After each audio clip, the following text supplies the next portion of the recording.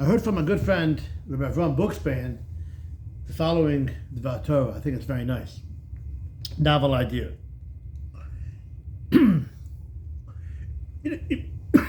Shlomo Melech tells us, Akol's man ve'es.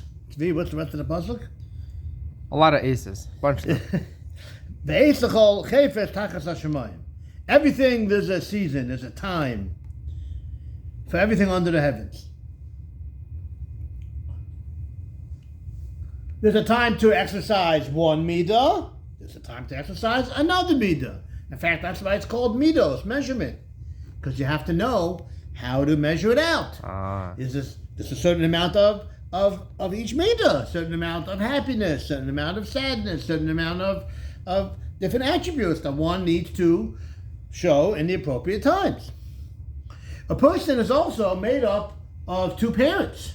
You have different genes and you have different ideas that you get from your parents, from your grandparents.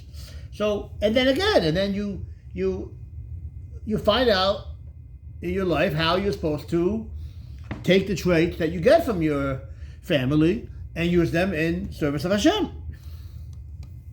So Pinchos, like everyone else, was born from two sides, his father's side and his mother's side. There's a very interesting Chazal. The rabbis tell us that the Torah traces Pinchos' ancestry to Aaron HaKohen. Usually in the Torah, when it says somebody's name, it says his name and his father's name.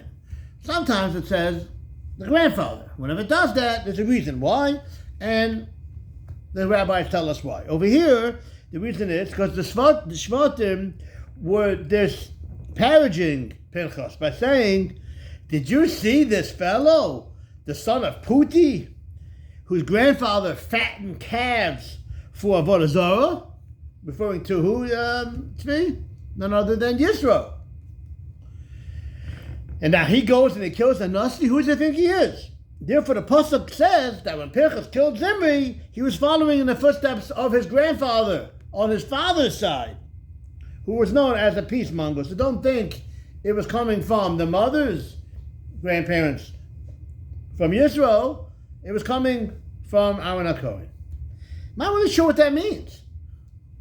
Having the blood of Aaron, the peacemonger, through his veins doesn't seem to change the fact that he still appeared to be taking after his mother's side of the family. What is gained by stressing that he was the grandson of Aaron? But he seemed to be doing something which was not what Aaron was known for, his loving and kind behavior. The Kasav Sofer in Parshas Emor tells us something so fascinating. We know that Aaron was known as Tzvi, Ohev Shalom, Ohev Shalom, B'Rayit of Shalom, Oheves Habrios, U'Makaven L'Torah. He loved peace. He pursued peace. He loved people and brought them close to Torah. Now, the Kasav Sofer points out something so interesting. It was before him, actually. The question was before him.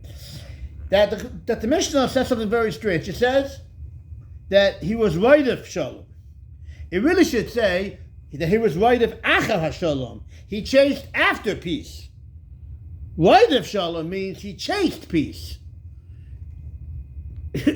So I don't understand. Did he want peace or did he not want peace?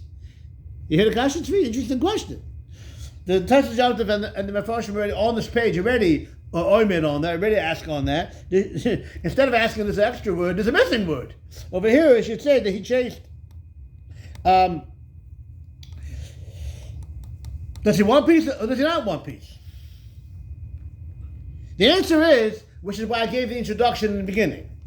As much as Aaron HaKohen went out of his way to promote unity, that was for the righteous, for the good people, for the tzaddikim. We want them to get together, because when they get together, good things happen. The Gemara in Sanhedrin tells us. I believe you learned Sanhedrin recently, Tzvi. When good people get together, it's good for them, it's good for the world.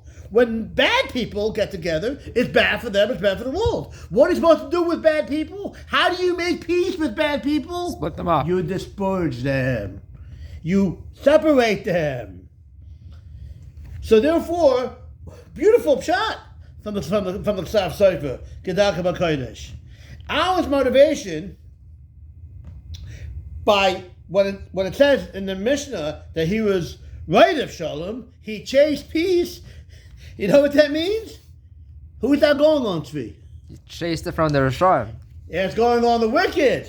From the wicked, he chased peace. Peace, get out of my house.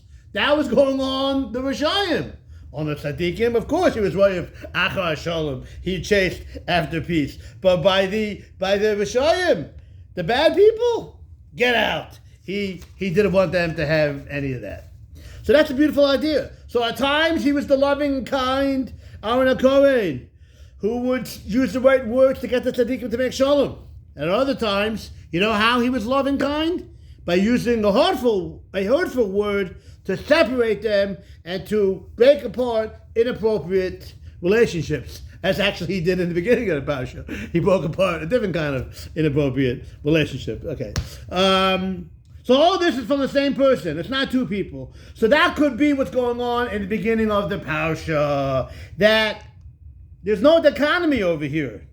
It's both the example of Aaron HaKohen. He was both from his father's side and he was from his mother's side. So he took both attributes, and he found a right balance for when he would be the peacemonger. That would be for the tzaddikim. Sometimes he would have to be seemingly the machlekes maker, because sometimes that's the biggest piece. It's to make machlekes by people who should be separated. Again, Shabbos.